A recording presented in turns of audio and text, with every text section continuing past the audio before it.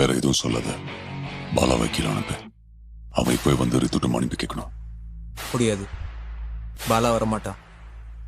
அவன் மட்டும் இப்போ கீழே வரலன்னா, அவன் மட்டும் இல்ல, ஒவ்வொருத்தனும் அவனை சப்போர்ட் பண்ற ஒவ்வொருத்தனும், I swear I'll make each and everyone pay for it.